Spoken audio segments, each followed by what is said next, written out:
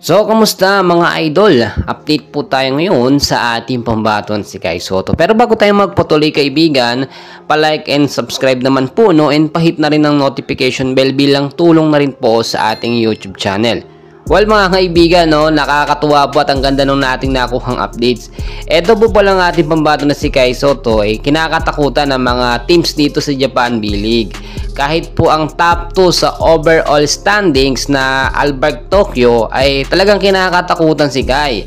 Kasi nung first game mga kaibigan, no, siguro yung mga nakapanood po alam po ninyo ito, ay talagang may high score si Kai na 28 points. At kahit natalo yung Yokohama doon, naging banta na yun dito sa Albark Tokyo. Na balang araw, mas matindi pa ang puntos na may ambag ni Kai sa game. So kahit natalo or kahit hindi man nakakuha ng panalo ang Yokohama doon, tumatak naman yung 28 points si Kai.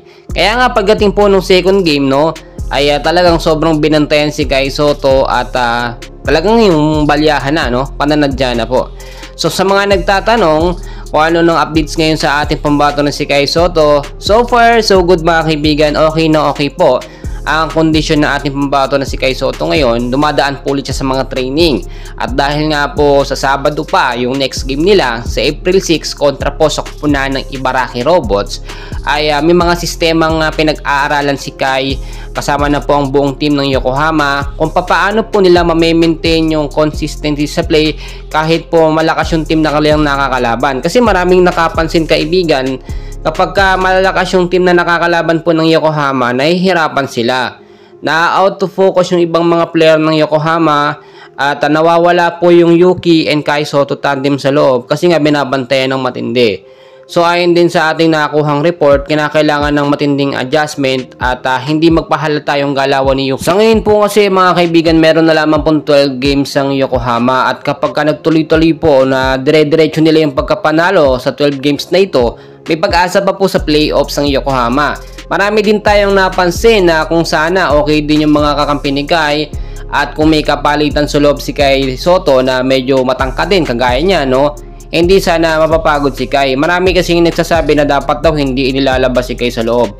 Pero kung titignan nyo mga kaibigan, kaya naman inilalabas siya ni Coach Taketo, para baka pagpahinga at magamit po, no, sa second half, sa third and sa fourth quarter ng game. Kasi kung buong game siya maglalaro, wala nang pahinga si Kai Sotto, mapapagod po ng husto. Iniiwasan din po kasi ni Coach Taketo yung ma-foul out si Kai. Siyempre alam naman natin kapag na-foul out, wala na, sira na ang depensa ng Yokohama.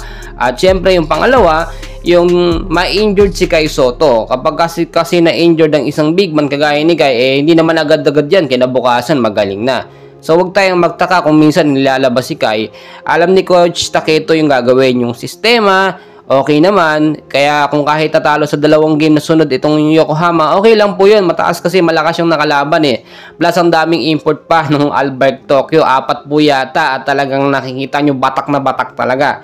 Batak din naman ng Yokohama pero kailangan pa sa konting sistema at adjustment at syempre yung exposure. Si Kai Sotto po kasi alam nyo, exposed naman na talaga yan. Nakapaglaro na yan sa NBA Summer League, sa iba't ibang mga liga, kaya naman ang kinakailangan talaga natin mabantayan yung sistema ng Yokohama mga kaibigan para kung sakaling makakatapatan naman nila yung nasa mataas na standing sa Japan B-League, no, ay hindi na sila maninibago at alam na nila yung gagawin.